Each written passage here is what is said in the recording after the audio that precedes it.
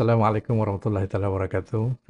Pada kali ini saya ingin berkongsi satu tajuk berkaitan dengan cabaran yang kita hadapi dalam pengurusan harian kita di peringkat organisasi yang kita ketuai ataupun yang kita urus bersama dengan rakan-rakan guru, kaki tangan kita yang terlibat secara langsung dalam pengurusan tersebut. Biasanya apabila kita memulakan suatu pengurusan di peringkat sekolah organisasi itu, pada awalnya kita berharap kita urus itu berada dalam keadaan yang lengkap dan sempurna. Dari segi resource-nya, dari keperluan asasnya, semuanya mencukupi dan memudahkan kita untuk mengurus. Sama ada daripada segi pengetahuan guru-guru ataupun anggota organisasi itu dalam menggerakkan perubahan yang ingin kita lakukan dalam organisasi itu. Tapi berdasarkan pengalaman saya tidak pernah berjumpa satu sekolah ataupun satu organisasi yang saya terlibat secara langsung memimpin ataupun mengurus sekolah organisasi itu mempunyai resource yang mencukupi, yang sempurna seperti mana yang kita harapkan sebagai seorang ketua. Ada saja kekurangannya, ada saja masalah yang kita hadapi, saja cabaran atau kekangan yang kita akan hadapi dalam pengurusan ataupun dalam kepimpinan kita dalam menerajui sekolah ataupun organisasi itu. Ini bermaksud mau tidak mau apabila kita mengurus sekolah atau organisasi itu, kita akan berhadapan dengan pelbagai masalah dan cabaran, pelbagai kekurangan dan juga pelbagai halangan-halangan yang perlu kita atasi, sama dari segi resource ataupun daripada segi keupayaan guru dan juga keupayaan kaki tangan kita dalam membantu kita untuk mengurus organisasi itu.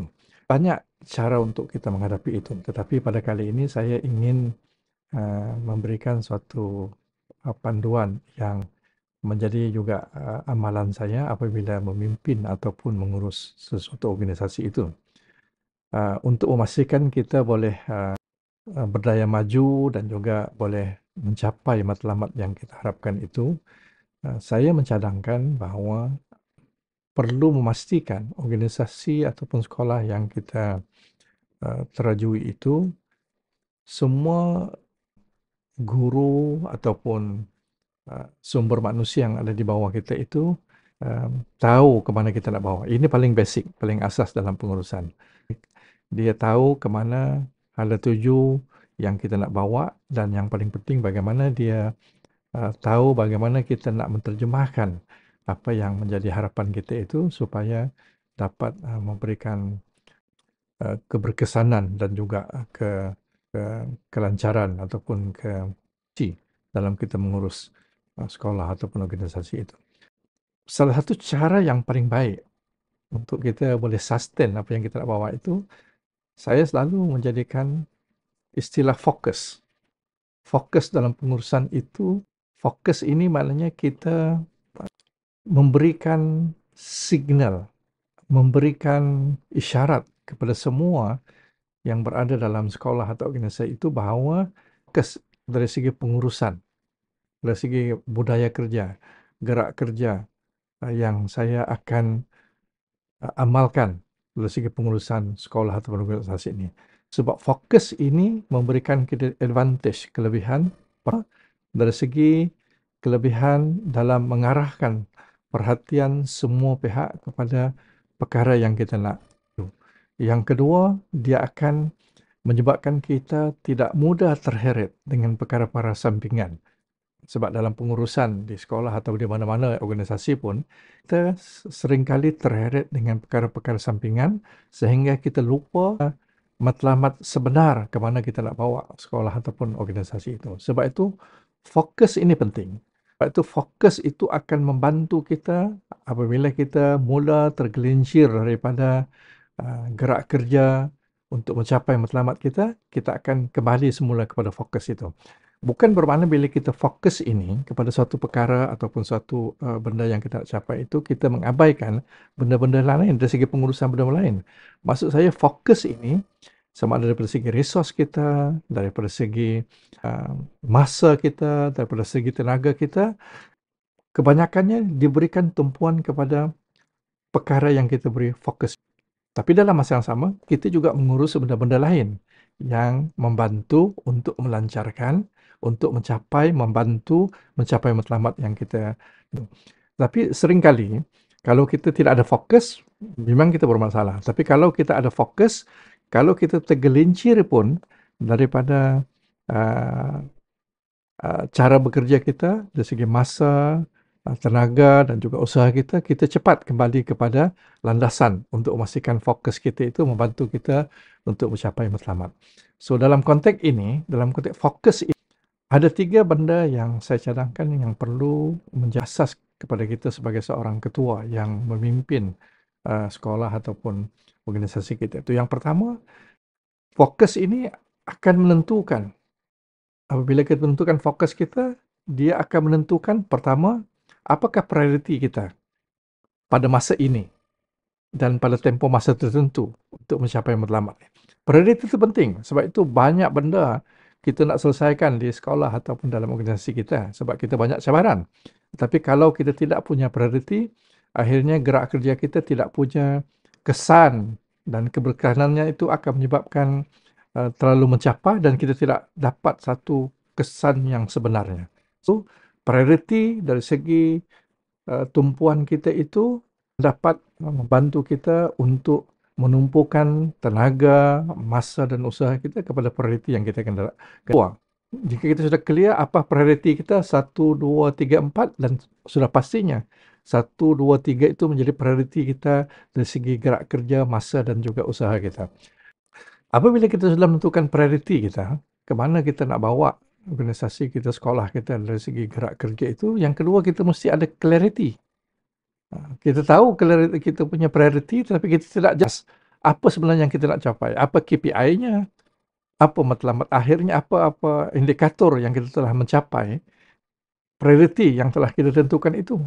Bagaimana kita nak mengukur dan apa yang kita nak buat. Yang ini dipanggil clarity daripada segi untuk menerjemahkan matlamat dan juga yang telah kita tetapkan itu. Ini penting. Sebab itu prioriti yang pertama, yang kedua kejelasan.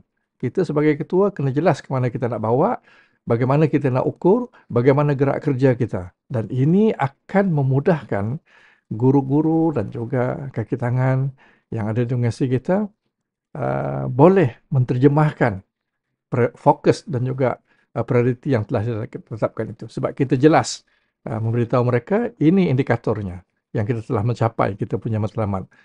Fokus yang kita telah tetapkan itu. Ini cara gerak kerja kita. 1, 2, 3. Dan yang ketiga, dalam fokus ini, dan daripada prioriti kita jelas, clarity kita dapat kita jelaskan ataupun kita kongsikan dengan guru-guru dan juga rakan-rakan organisasi. Dan yang ketiga, cara perkongsian kita dari segi fokus, gerak kerja, matlamat itu mestilah apa yang saya panggil mempunyai simplicity, mudah untuk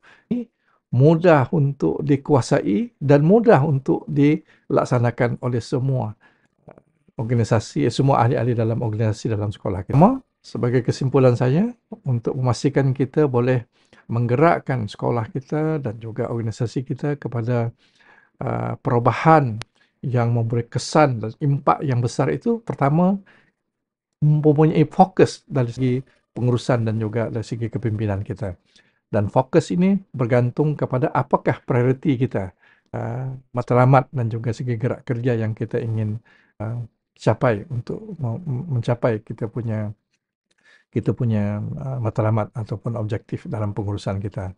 Dan yang keduanya, kita mesti ada kejelasan, clarity dari segi bagaimana bentuk matlamat ataupun gerak kerja penterjemahan untuk mencapai kepada itu. Dan ini mestilah dikongsikan dengan guru-guru dan juga dengan semua kaki tangan, termasuk juga dari perangkat sekolah dengan murid-murid.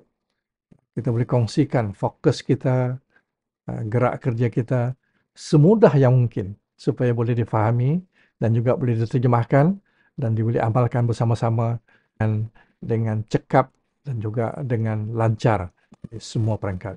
So fokus itu akan menyebabkan gerak kerja di peringkat sekolah atau organisasi itu akan tertumpu kepada suatu perkara, suatu selamat yang kita kongsi bersama, gerak kerja yang kita kongsi bersama, yang dikongsikan oleh semua guru-guru dan juga dengan organisasi berkenaan.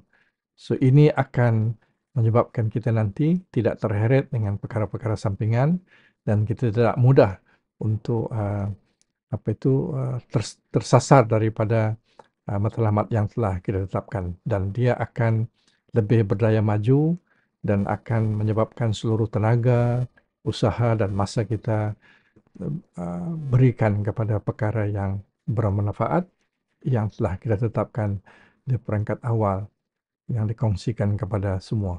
Mudah-mudahan panduan pengurusan yang berfokus ini berdasarkan priority, clarity dan juga simplicity itu akan membantu kita untuk meningkatkan kecekapan dan juga keberkesanan pengurusan kita di peringkat sekolah dan organisasi. Sekian, Assalamualaikum warahmatullahi taala wabarakatuh.